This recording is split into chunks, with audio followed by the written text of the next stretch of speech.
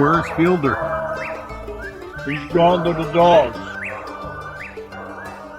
Welcome, friends, to the Gone to the Dogs podcast. This is Steve Fielder, your host, one more time, coming at you from the Gulf of Mexico. We're not actually in the Gulf of Mexico, as I'm sitting here today talking with my friend Dave Myers.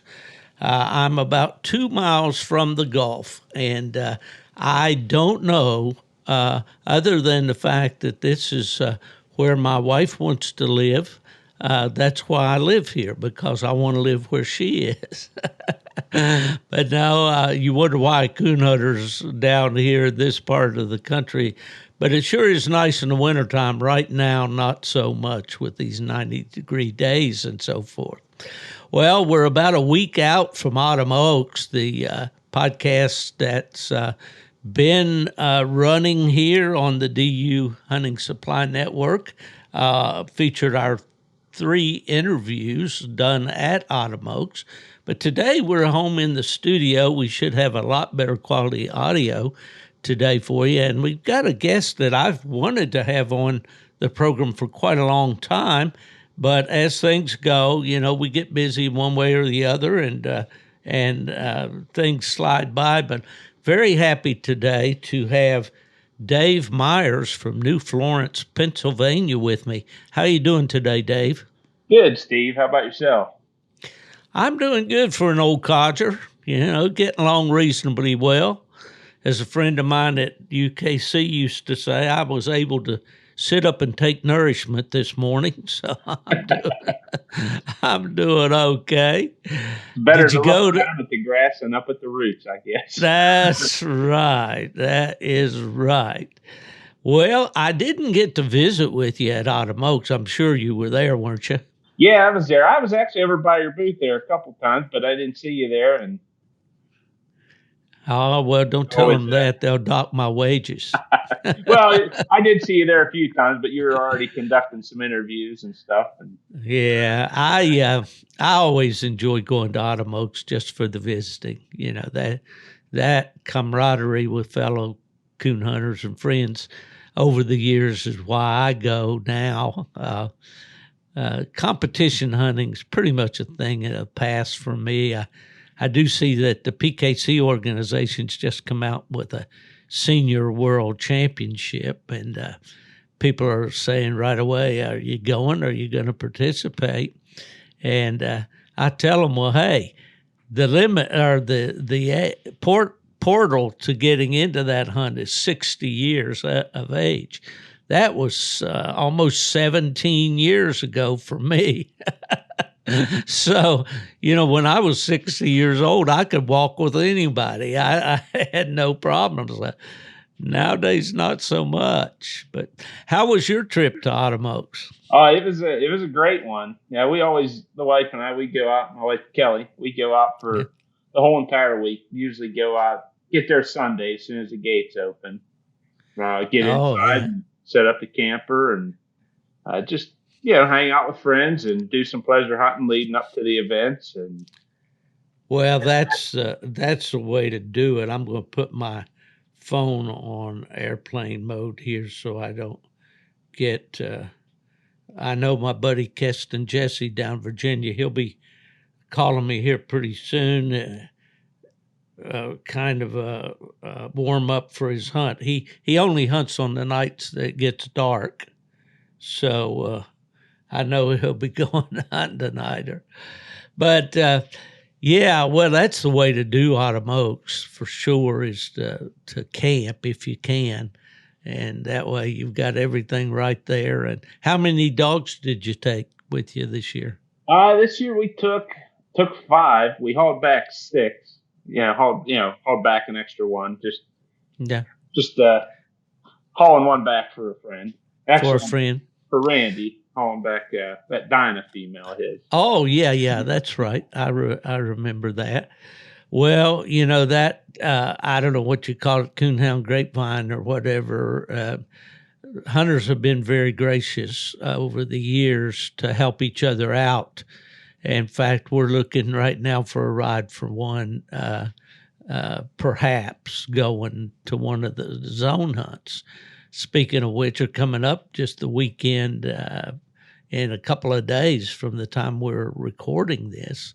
And but that's always been a big help. If you've got an extra hole in that dog box and you're going anyway, why not help a brother out, you know? Yeah, exactly. Yeah, I've done it many times. In fact, living in Florida, I think for the last 3 years I've hauled a dog back here for someone, and don't mind it at all. It's always glad to help.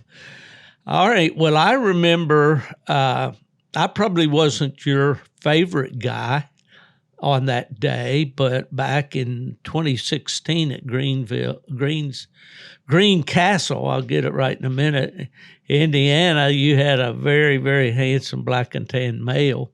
Best we could do for him was give him opposite sex in the World Show. That was a tough decision for me, for sure. But I think that's probably the first time maybe you and I were face to face, or had I met you before, Dave? No, that was the first time, other than just through Facebook and whatnot. Mm-hmm.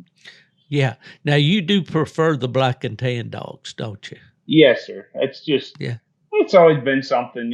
I've wanted to have one, and just ever since I was a kid, and it just kind of snowballed from there. But yeah, back to that World Show. I mean, I wasn't upset in one bit. I mean, it was just an honor to advance that far that day. You had an awesome hound on the bench there, and so did Whitney Killo with the blue tick that she showed, and so it really, I could have closed my eyes and pointed. I guess it's one of those kind of things, but you got to have one winner. Exactly. My wife, she gets to rub it in because the following year she won the whole entire show with her Walker dog, and so she's got that one up on me. And she doesn't let you forget that, right? No. Well, right after Doc had won out at the World Show, I had made a little tag out of a piece of paper and I put on his crate, and it just said opposite sex national grand, opposite sex world champion. And I wrote his name on it as a joke.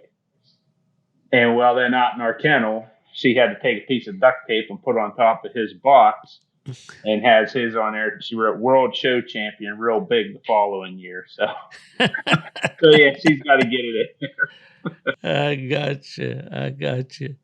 Well, let's talk just a minute about you and Kelly. How long you guys been married? We've been married 8 years. Been together 10. Okay. And we had met each other through the dogs. Okay, so she was showing dogs when you met her then, huh? Yeah, we were That's both. Cool. See, she grew up in the whole sport. Her dad, her mom used to go around and compete in the local bench shows, and then her dad, he competed in a lot of the night hunts. And so she had grown up in the whole sport. And what was her dad's name? His name was Earl Hoover. Okay. From there in Pennsylvania? Yeah. Yep. Right. Okay. Well, very cool. So I believe you told me that New Florence is just east of Pittsburgh, right? In Western PA. Yeah. In addition to the hunting you do with your black and tan, the showing you do with your black and tan, so you also hunt them some?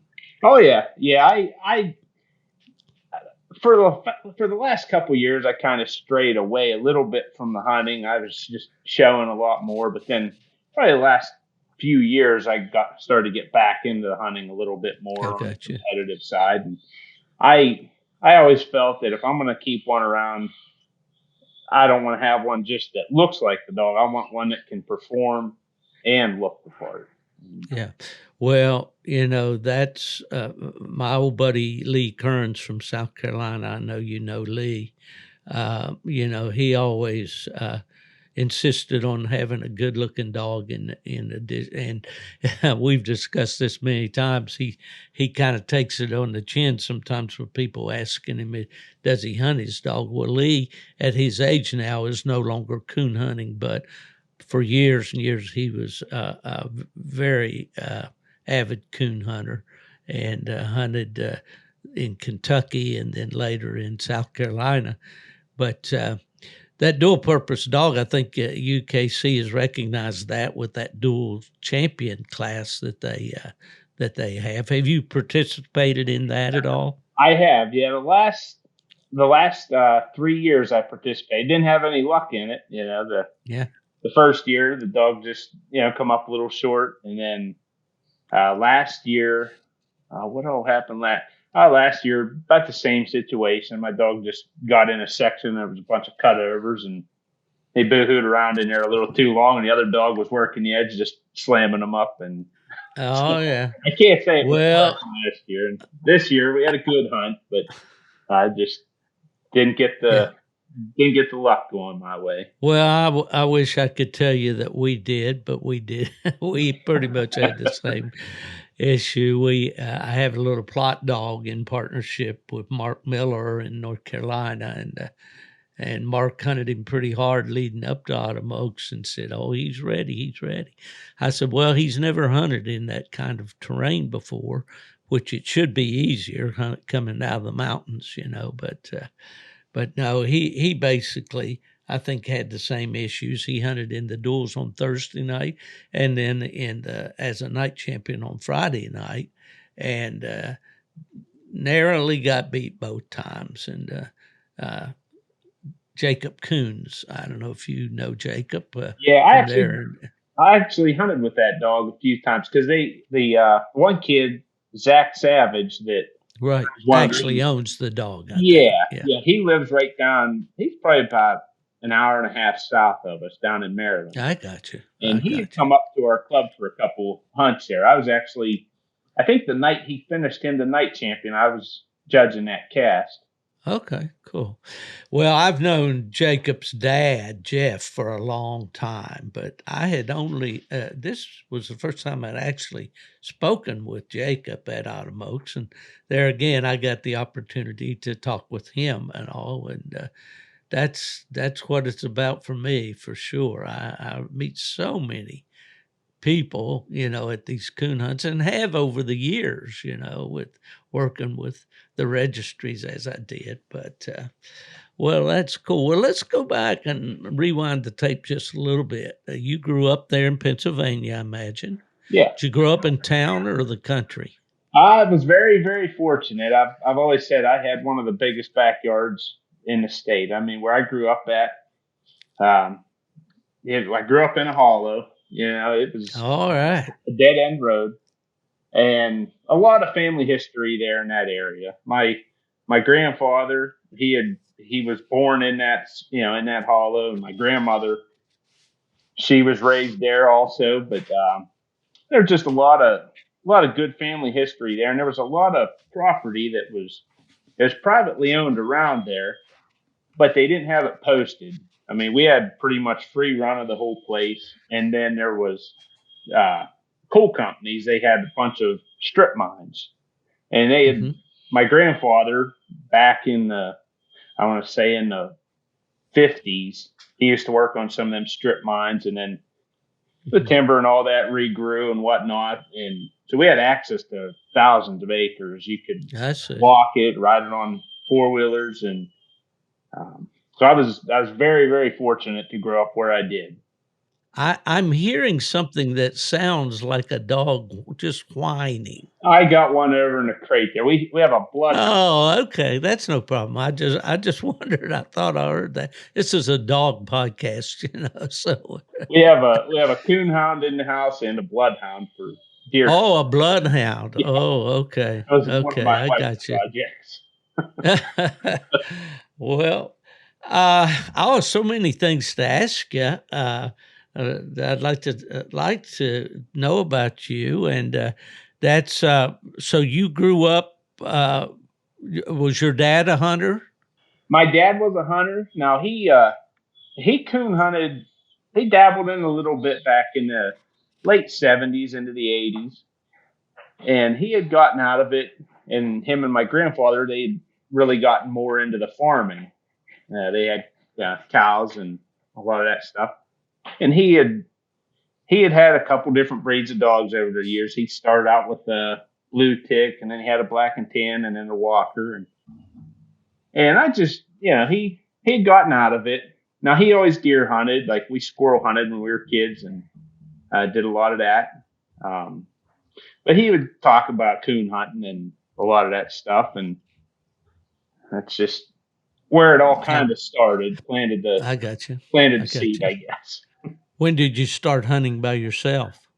Well, or with a buddy, maybe, or well, I hunted with my dad there for a while, and in our state, you weren't allowed to. You had to be 16 to hunt by yourself. But where I hunted at, it was on our farm there. Yeah. So I was like 13, 14. Yeah. I hunted by myself there, just squirrel and stuff and deer, and I wanted to get a coon dog. I wasn't allowed at that time, but it was a half beagle, half Dachshund. He was our dog that we had when I was growing up. He looked like a short-legged beagle, and he was copper red with a saddle on him, saddleback. And his name was Beauregard. We just called him Beau for short.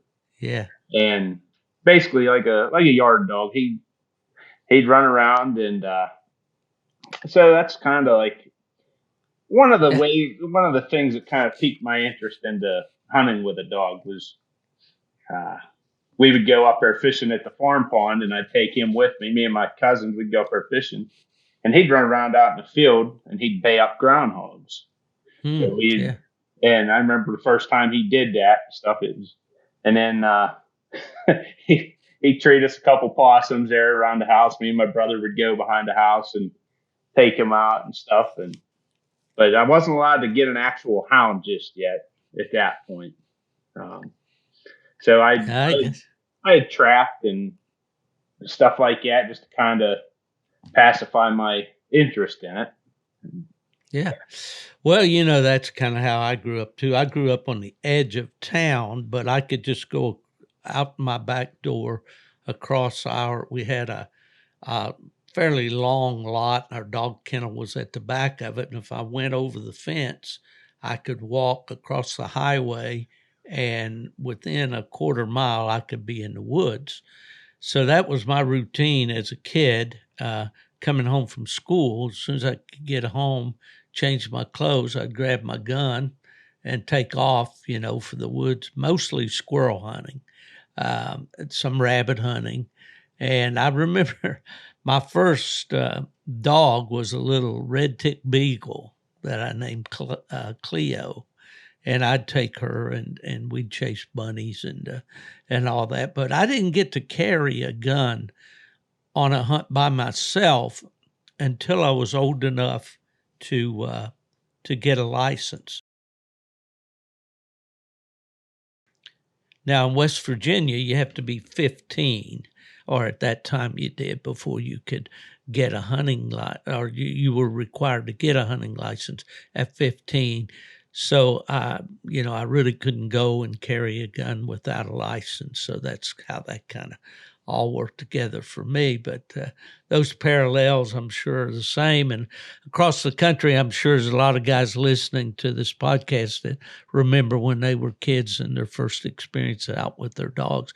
And, it really didn't matter. You talk about your Beagle Dachshund cross. It really didn't matter as long as it was a dog, right? Yeah, exactly. Yeah, and that dog was gamey. He'd get after groundhogs and possums. My buddy Mark Miller was pleasure hunting last night, and he gave me a little update on his hunt. And he said the first tree they made was a big leafy tree, and they didn't find anything. And said the next time they split in Fever, that's my plot, he had a possum, which is something he rarely does.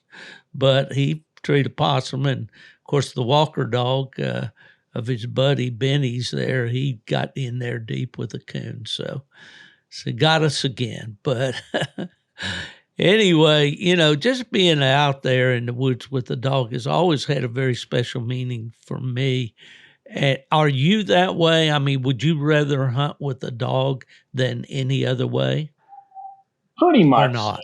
I mean, I do a lot of deer hunting and stuff with my bow. I love archery Okay. hunting, but if I had to choose, it would be hunting with a hound any day. I mean, it's just always something different. Yeah. Every night's a different adventure, and I mean that's how it was always portrayed to me. Yeah. Well, I mentioned the other day that the expectation of walking up to a tree, to a treed dog, never gets old. Because you never know exactly what the tree's going to be like. You never know what you're going to find or not find. There's always that sense of expectation, at least for me, walking up to that treed dog.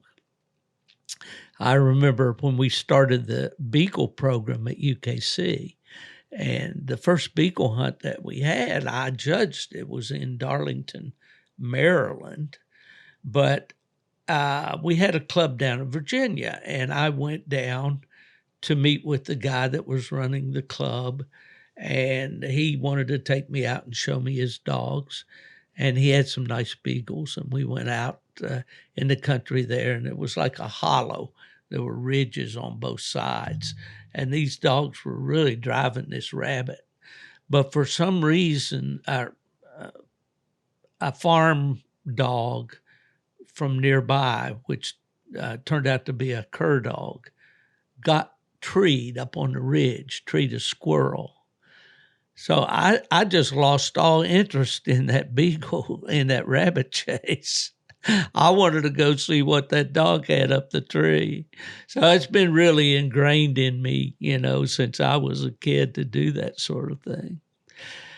I was big on pretending like, when I was out in the woods as a kid, I stayed in the woods as much as I could. And I like to pretend that I was on a big game hunt, or if I was, or maybe I only had my BB gun, or maybe I only had a stick. But, I was always role playing, I was the great white hunter. I was Daniel Boone.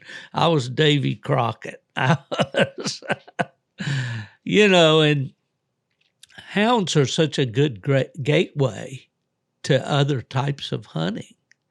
We tell this to game officials around the country all the time when we're working with them on the laws that, it's such a good gateway, and it's a catch and release for the most part, or at least you have the choice, So what stories from your from hunting with old Beauregard or anything else from back in those days do you remember?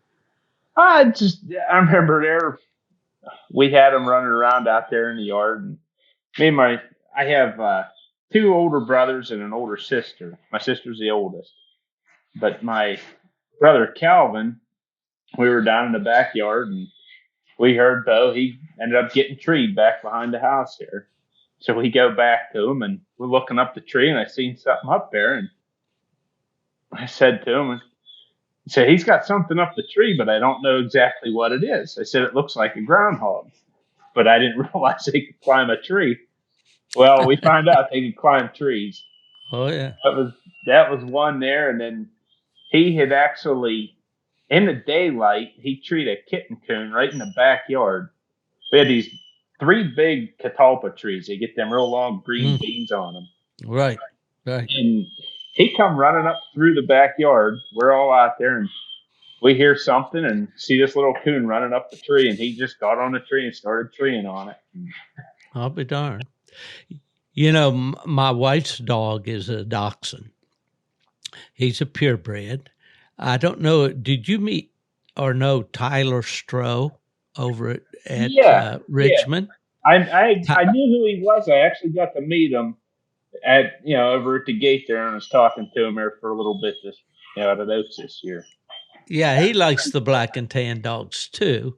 But we heard that he had miniature dachshunds. Well, by the time we got a hold of him about this litter of puppies, he only had one left for sale. And he told me up front, this dog is going to be bigger than a mini. He was the largest pup in the litter, and he's probably not going to be within that, whatever, 16 pounds and under, I think they have to be. But anyway, so we bought the dog. I went up to Richmond, got the dog, and brought him back. And he's been an awesome dog. Ella had dachshunds before, and she kept telling me what great little dogs they are. But he has zero treeing instinct. We have squirrels all over here, and he loves to chase them. But when they get up the tree, he just looks up there and says, "Oh, well, you got away again," and off he goes. So it's pretty interesting that yours would tree. That's neat for sure. Yeah, he only ever treed. I would say he really only ever treed twice that I can remember. Now, like I said about the possums, most of them he would bay them up on the ground, and we'd run up to them with the flashlight and check them out, and he'd just bay them up on the ground, and they were playing dead. Oh yeah. Well, listen, let's go back and talk about your dogs a little bit. Let's talk about these black and tans. You have had a tremendous amount of success, as we alluded to earlier, winning opposite sex, and your wife winning the World Show, I believe you told me. And give me some background on those dogs. Is this a line of dogs that you've had, or are this just individuals that you've picked and chosen, or how's that work? For the most part, it's a line. I mean, a lot of the dogs go back to, I don't know if you remember Bill Mack. Oh, absolutely. Who could forget Bill? Exactly. Bill's a good friend, but boy, is he a joker. He is. It's every year Black and Tan Days. We make it a point to go out for the whole week, and we go pleasure hunting there for the day. Oh, yeah. Up there, and it's always I crack up on Facebook watching him and Merrill Money going at each other, and those guys, what a hoot. But go ahead, Dave. They go back to some of his stuff, and you remember Cowboy Bill from back in the day. Oh, absolutely. What a great dog. And a lot of them are tied in with Cowboy Bill, and so that's mainly the whole foundation for it all. And I have a couple other dogs that would, I guess, basically be like an outcross. Like the dog, I finished him the Grand Night there last year and been hunting him. He's not out of anything related to that, but yeah, for the most part, they all go back to Cowboy Bill, which is where my first black and tan. That's where I fell in love with the whole line of dogs. They had that look to them. They had the head that Cowboy Bill and them dogs behind him put on. Well, I remember when Amy was showing Cowboy Bill, and what a tremendous competitor he was. Just a super, super nice dog. And these dogs of yours now, as I recall, the dog that you showed in Greencastle back in 2016 was a bigger dog than Cowboy Bill. Yeah, I'd say size, right? A little maybe. I never actually got to see Cowboy Bill in person, so I can't say for certain. But Doc was always a good size hound. Yeah, what would he weigh? 75, 70, 75 I would say pounds, he's about 70, right on 70. Yeah. Mm-hmm. He might be a little over that now because he's living the retired life. Well, yeah, we all know about that. Well, okay, so let's go back then. The first dog out of that line that you had was out of Cowboy Bill. Is that right? Well, is that what you said? He was actually a grand pup of Cowboy Bill. Mm-hmm. The way I come about getting him was I had met Scott Hogan. Oh, yeah. And my plot friends from Pennsylvania. Yeah. Scott and Connie. I grew up probably about 15 minutes away from him. I never even knew he existed with the dogs. And at the time when I was a kid coon hunting, I didn't know anybody else coon hunting. I just did it by myself. But I was working on a dairy farm in the evenings, and this one older gentleman, he'd stop in down there every once in a while. He wanted to go coon hunting. And myself and the farmer's son, he had a blue tick, and I had a Walker female. Well, we took our friend Dave, Dave Grigg is his name.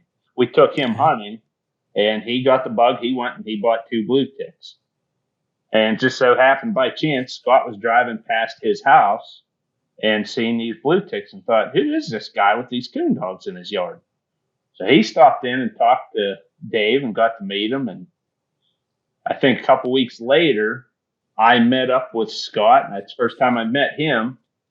And actually, the first time I met him, we were going to buy the Garmin when it first came out. It had the old road on top of the neck, and the rubber ducky antenna on top of the vest. so Dave was going to buy this tracking system. It was the big deal, so we all piled in the truck. We drove up to Lion Country Supply, and we go in there, and we had to try it out that night and whatnot. But well, anyway, I went along with them to. It was my first competition hunt I ever went to, first coon club event. And I rode along, I spectated. Scott was hunting the dog for our friend Dave. It was a walker. Well, David ended up getting a walker dog at this point then after the blue ticks. It was a Buck Creek bred dog. And I walked along on that cast, and I just got hooked on it. And so then later that week after that hunt, I knew I wanted to get a registered dog because the walker female I had was a grade dog. She didn't have any papers.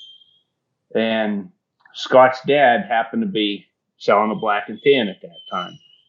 Scott told me about him that night before we went hunting, and we went out and we treated a few coons, and it was during the season.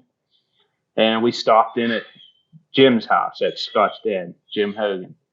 And we walked into his basement, and in his basement he had a bunch of old coon hunting memorabilia, and he had his old trophies and paintings, and it's almost like a museum in there.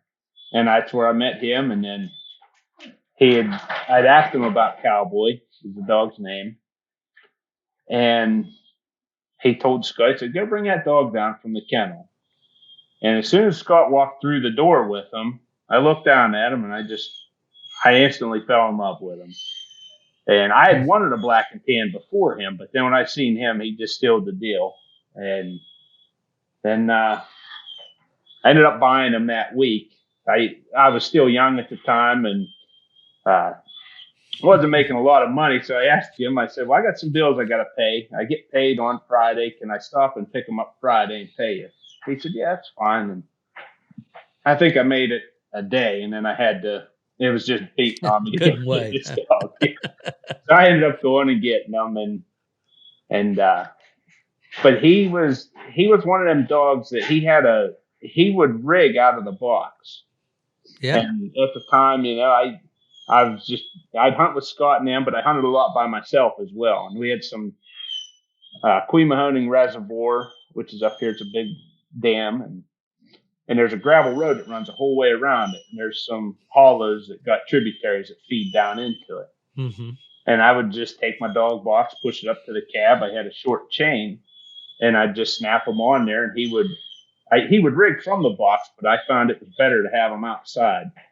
I'd just drive around that gravel road, and as soon as he'd open, I'd pull the truck over and turn him loose, and had a lot of fun with him. But that's one of the things that I've noticed. It seems like those dogs that go back to Cowboy Bill all have they have a real strong nose on them. Yeah. Do you Did I lose you? Yeah. Can you hear me?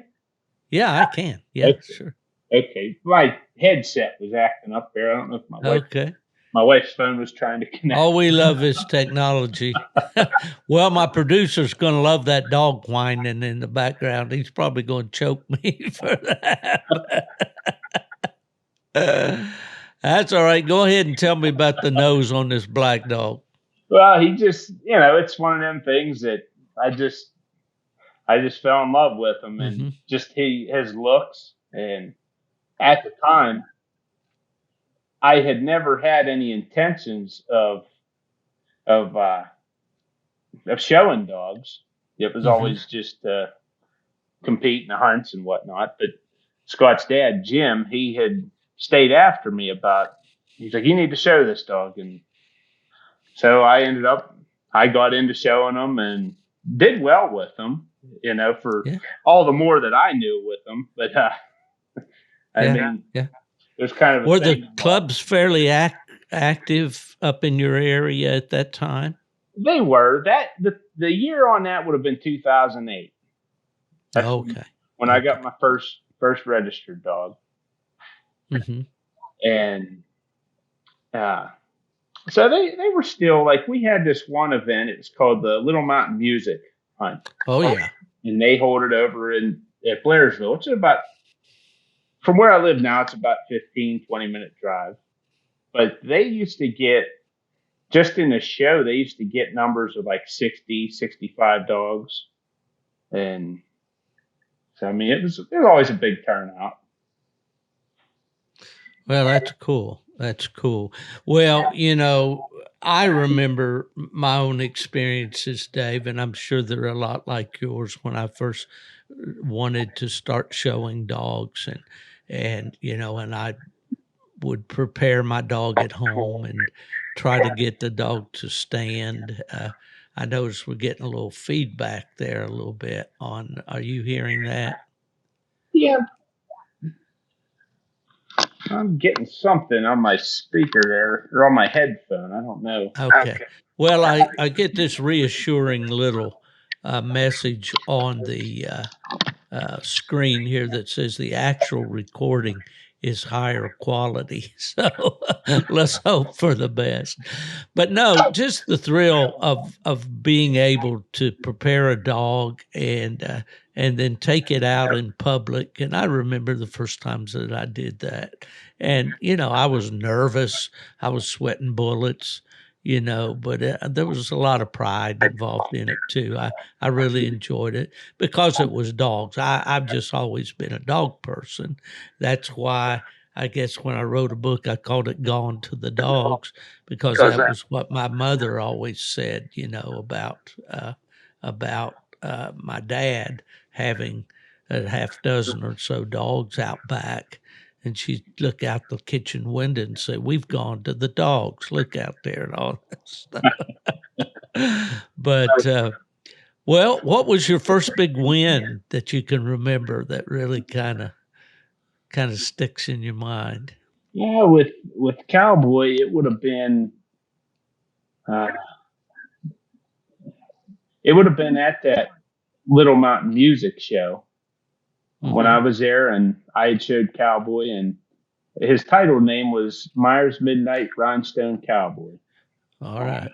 and I went down there and I showed him, and I I seen other people, they were showing their dogs, they had the show leads and all that, and I was just going in there with a hunting collar on the dog and the lead, Mm-hmm. and just walking in there and gating the dog around. I didn't really gate him, but the guy that was Yeah. judging was Elwood Simmons. Oh yeah, the plot man from Yeah, Indiana. yeah, he come over Yes. to judge that show that day, and I remember him motioning for me to go faster. I'm thinking, what's he talking about? And that I ended up winning opposite that day. I won opposite sex, but I mean, I beat a lot of really nice dogs that day in the show, and uh, it's just like I look back at it, and then I learned from there. Well, if I'm going to do this, I need to get better at it because I got a good enough Yeah. dog. I just need to make myself better with it.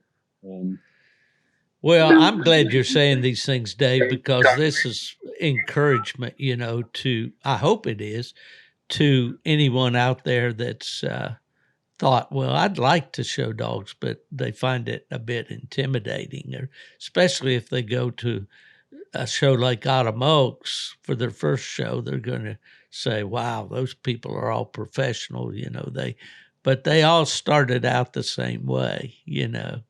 Most of them I've seen so many times at local clubs and all. Guys come in with a dog on a dog with a dog chain wrapped 2 or 3 times around down their head, and they're pulling the dog around the ring like a Tonka toy, or like a pull toy. The dog sets the brakes as soon as it gets into the ring, and goes into the squat, and here they go. Well, hey, everybody has to learn. You got to start somewhere. I don't recommend anyone go out to a show like that today because you're probably not going to do very well, but you got to do that work at home, working with that dog and stacking the dog and getting the dog to lead properly. And yes, we all anymore, if we're going to show, we're going to have to pick our feet up a little bit and move around that ring. And that's all just to really show the dog how he travels and present. Handling a dog in a show, you may or may not agree, is all about presentation, preparation and presentation. Yeah. Yeah. Well, so that was kind of, you're on your way after that show. And with Elwood, yeah. Elwood did a great job out in Brazil, Indiana, with the Youth World event that they put on out there for several years. And when I was at AKC, I had an apprentice in the office there for the summer, and he was going to vet school. But AKC had a nice apprenticeship program where interns could come in and intern program, I should say, where they could come in and work through the summer in some kind of dog-related activity. And I had a young man from out east whose family were breeders of smooth-haired collies, but he knew nothing about coonhounds, and I wanted to take him to a coonhound event, so we flew into, I think, to Indy and drove over to that Brazil, Indiana show that Elwood, a hunting show, and they had a field trial and water race and the whole 9 yards. It was a great thing. Did you ever attend that, Dave? No, I never When you were had younger? No. Yeah, whenever I first got into the registered dogs, I was already 19 years old at that time, so Okay. I never had the opportunity for the youth events. Right. Yeah. Well, we didn't have such animals when I was a kid. We barely had cars. But, any experiences, particular shows that you remember down the line that were exciting to you or fun to win or, There was a few. I'll never forget my very first Autumn Oaks.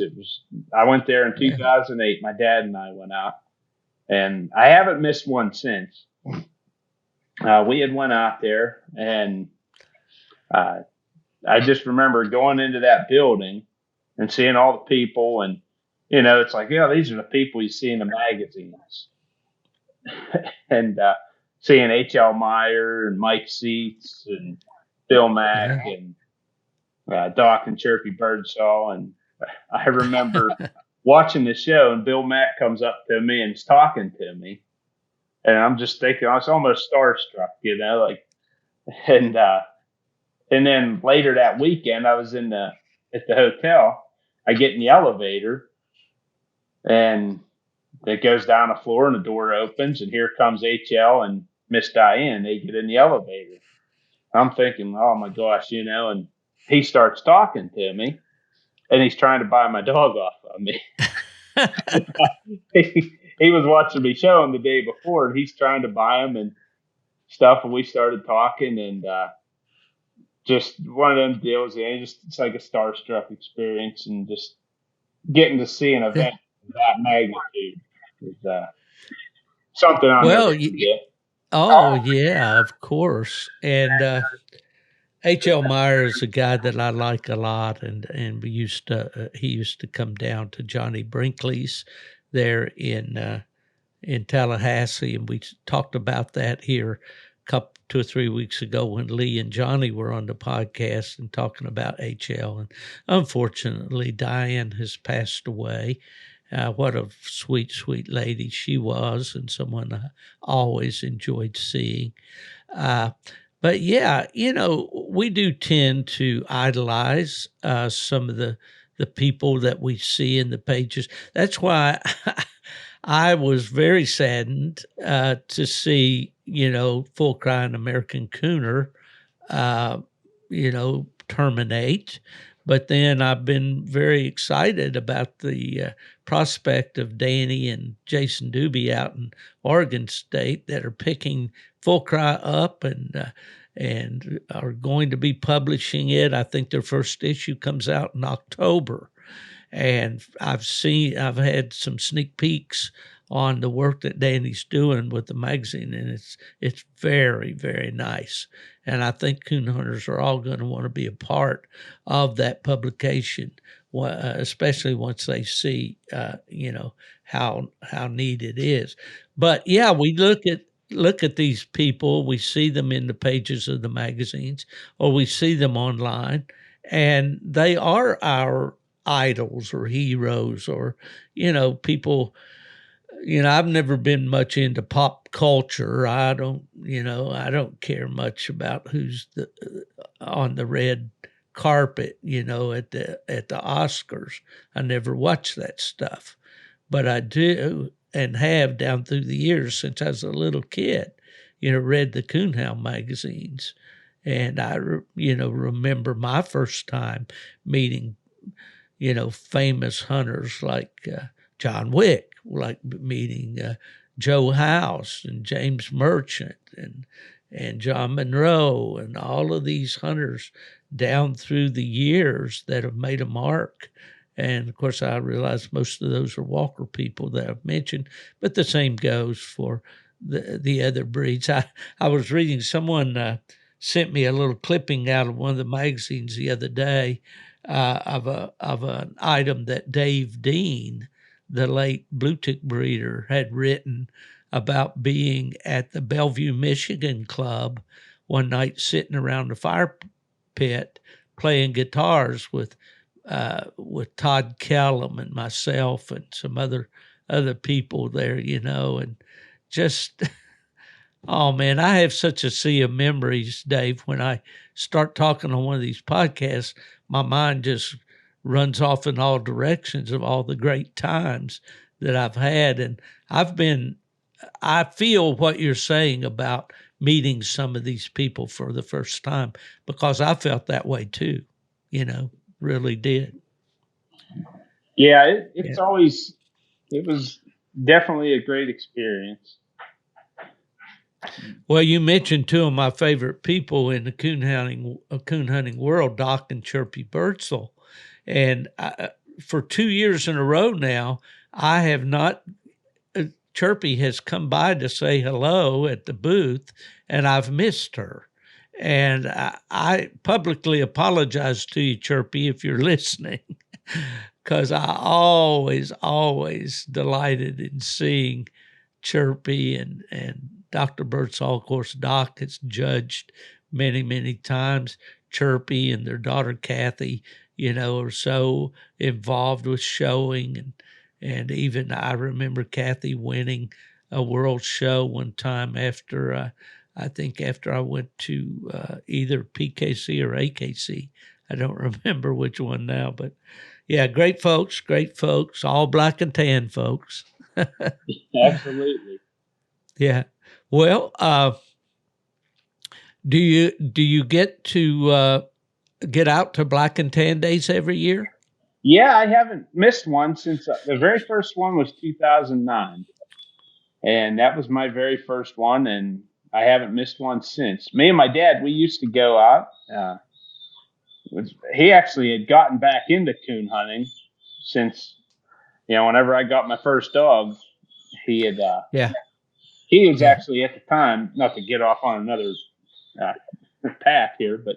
Well, I chase rabbits all the time, so you're welcome to do the same.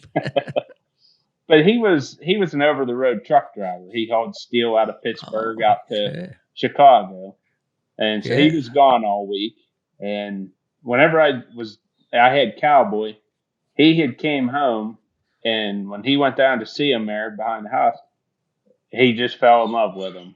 And well, I ended up I had bought another male dog after Cowboy, and my dad ended up getting him off of me. And then he's had dogs ever since himself now, Black and Tans. And so yeah, it's just I forget where we were going with that. Well, I'll jump in there a little bit. My dad was a pipe fitter, and he worked on the Ohio Valley, Ohio River, up and down the length of it, building chemical plants and power plants and things like that. So he was always gone during the week too. So my dad and I only got to hunt on weekends when I was a kid growing up, and then he would take a week off or 2 weeks off or whatever to go bear hunting in the fall or in the winter, actually, in West Virginia. And so I understand that. And it was during those times when my dad was away that I'd be pouring through the pages of those American Cooners and Full Cries that he always had, that always came to the mailbox when I was a kid. And I read those stories, every word that I read, the classifieds. I read those extra fancy Cooners from Arkansas for $75 and all those kind of ads that used to be in the magazine back in those days. Well, yeah, you say about those old magazines. That's actually, I had found one back when I was a kid.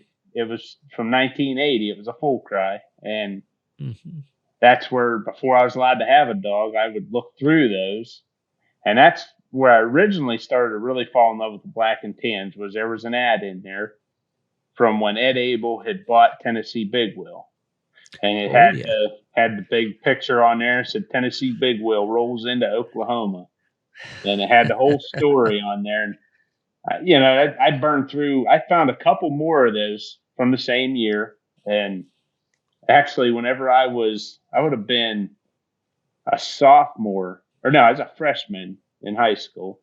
I had subscribed to Full Cry, and at the time I was expecting it to be like it was in 1980, but it ended up it was more geared towards squirrel hunting and whatnot. Right.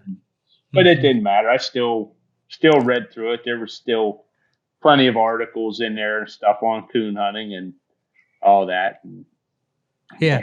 Well, back in the day, and I think that's what the new owners are going to try to recreate, a lot of the old feel of the magazine with the new technology, the full color, the layouts and all that stuff. But the editorial, from what I can see, is going to be old school. It's going to have a lot of the older history and all those kind of things in there. And, Full Cry, when I was a kid, came rolled up in brown paper. And I would say the average Full Cry, when you picked it up from the mailbox, was about the size of a rolling pin. You see, like you roll out dough to make pie or whatever. It was 3 or 4 inches in diameter, all rolled up tight, and you had to slit that brown paper very carefully, and then you could unroll the magazine, and you'd have to turn it upside down and roll it the other way to try to get it to lay flat, And the pages were they weren't the slick pages like we see now. They were much more like newsprint. But the content in that magazine was amazing, the writers, the stories, and of course the ads on the dogs for sale. I always enjoyed reading those. I never bought a dog out of a magazine, but I always enjoyed it. And I had an episode here this year about a guy named Kaz Walker from Tennessee who was a businessman that always ran an ad for dogs for sale in Full Cry every single month. And I read every one of them, and I would think, now, what, this dog is $900 and this dog is $800. What makes this dog worth $100 more than this dog? And I'd compare them and all. I've been eating up with it ever since I was a kid, Dave. But anyway, I did buy one out of a magazine once. It was out of the American Cooner. You remember Jim Kennard used to always. Oh yeah, Jim Kennard. It was a black and tan female, and she was a nice dog. I mean, she was everything he told me she was. And well, that's good to know. That's good to know because sometimes, the paper, there was an old saying around, guys that say paper will hold still for anything. So some of those ads are pretty creative. It's an old joke, and you probably heard it about the guy that was writing the ad on his dog for sale. Did you hear that one, Dave? Yeah. And he described him, and when he got through, he said, "Man, I've always wanted a dog like that. I think I'll just keep him." Oh man. Well, this community of coon hunters is wide, and it's deep, and it's not as large as it was at one time in history, but due to the outside forces of places to hunt and conflicts with landowners and deer hunters and all those crazy things. But you go to Autumn Oaks and you see 511 dogs entered on a Friday night. You know that it's still it's far from down for the count. Yeah, you get guys saying the sport's dying, and I kind of hate to hear that. When they say it in those terms, I can't really say it's dying. In my eyes, it's shifted. It's shifted. There's been a paradigm shift in the way we're hunting. Of course, the equipment that we have is phenomenal now. A lot of our time back in the old days was spent, trying to find dogs that we had lost. So, well, Dave, we've had a visit here of almost an hour. And I don't know, do you think we ought to wrap this thing up, or you got some things that you'd like to talk about? Yeah, I'm good with that. If you are, we could always do another one down the road. Well, that's for sure. Well, what are your plans going forward? I mean, for your dogs, you got any plans? You're going to just continue what's going status quo, or what's up? No, we got some litters planned and stuff, some crosses we want to make. We got my wife's showing some dogs out at the World Show. They're coming up this year. Oh, yeah. That's at Mount Gilead this year again, right? Yeah. In Ohio. Yeah, I always have to get this little plug in for Mount Gilead. That was the one and only time, the year was 1988, that a Plott won the UKC World Night Hunt Championship. A dog called Sizzling. You know that. Yeah. How about that? You know your history. My wife always gives me grief over that because a lot of like the World Show champions and some of the World Hunt champions, I can sometimes rattle off the name of the dog and what year, and I can with the World Show dogs for sure. But well, I did a podcast while at Autumn Oaks, and maybe you listened to it. I don't know, on the Hunting Ops podcast with Alan Gingrich and Trevor Wade. And I really appreciate the opportunity to sit down with those guys. And we had a good conversation, there that I enjoyed very much. Those are two stand-up guys. I'll go to bat for them anytime. I think they're doing a great job. I think their hearts are in the right place. They want what's best for UKC coonhounds and coon hunting, without a doubt. But Alan asked me, what I thought were some of my best achievements and so forth. When I worked at UKC, I was there in that chair for 16 years and worked 3 years prior to that as a field rep before, going elsewhere. But, one of the things that I'm most proud of is that UKC World Show Championship. We started that thing in 1985 in Columbia City, Indiana. And I remember the very first one, that we had. And it was exciting. And there was a dog called People's Smoking Joe. And it was a plot dog that won that first show that year.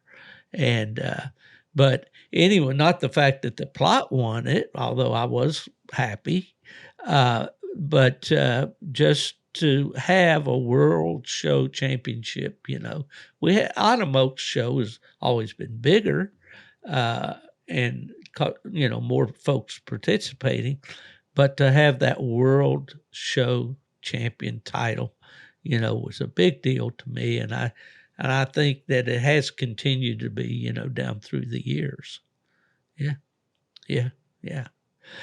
Well, Dave, I tell you what, it's been a real pleasure to talk to you. Maybe next time we can get you and Kelly on here together, and absolutely. you guys can duke it out on the mic here. Well, she is starting to convert to mostly all black and tan. So. Oh, is she? Yeah. Blockers there for a while, and she had a couple of black and tans, but we kind of shifted the balance in the kennel now. I gotcha. Well, that's good. Well, when does your coon season come in Pennsylvania? It'll come in October 21st. I was just looking the other day there to check and see how long out it was yet. Is there anyone there that still buys fur in your area? It's very, very slim anymore. I mean, even if you do have somebody that'll buy it, it's not paying hardly anything for them. Right. Yeah. I always liked it when there was at least a value a somewhat value, The years I lived in Michigan, I would always sell a few furs at the end of the year. That was all part of it, going to a fur buyer when the season was done and all. And I miss that, of course. When you mentioned our friend Randy Smith, he was very much into trapping and processing. He's an expert at that. I've looked at some of his work, and he's been a lifelong trapper. And it's sad to see those kind of things go away, because those animals do have a value. And it's a shame that, there isn't a market for them anymore. But yeah, it's a sad thing to see. It is. Yeah. Well, we roll with the flow, don't we? We just keep going. So you're going out to Mount Gilead for the World Show then. Do you have a dog in the hunt? No, I was only able to hit one qualifier this year, and my dog ended up treeing a porcupine in the last 7 minutes. Oh, boy. And I don't have to get any other ones going. So I'll have to sit this year out, and I'm going to have to start trying to get one qualified earlier next year. But. Yeah. Well, we didn't get our plot qualified either. I only went to one RQE all year. So, but he's not yet 2 years old. So we've got time, and maybe next year will be his year. Yeah, it'd be it's a shame not to have one qualified this year because I mean the zones they're about an hour and a half north of and Mercer there's not far from you, isn't it? And then Mount Gilead. I mean I hunted out there this year for Black and Tan days and the Tournament of Champions there this spring, and just beautiful hunting out there. Oh yeah, they got terrific hunting there, and that area has always been good for coon hunting. That club at Ashland has that big blue tick hunt every year out there in March, I believe it is. And well, Dave Myers from New Florence, Pennsylvania, the Keystone State. It's been great visiting with you, Dave. Wish you and Kelly a lot of success with your dogs going forward. And I'm going to hold you to that well, we'll call it a promise that you'll come back on Gone to the Dogs, and we'll talk about the black dogs, and we'll let Kelly have her say there too the next time around. Okay. Well, thanks for having me on. I really appreciate it. Well, Dave, it's been an honor to have you, and I know our listeners will feel that way too. Folks, that's it for Gone to the Dogs for this episode. Please, if you need anything in the way of hunting gear, apparel, electronics, customer service that's unparalleled, look up the good folks at W Hunting Supply. They'll treat you right. If somebody asks you, where's that old coon hunter with the gravelly voice, what's he doing? Just tell them he's up there in Pennsylvania with Dave Myers. They've gone to the dogs.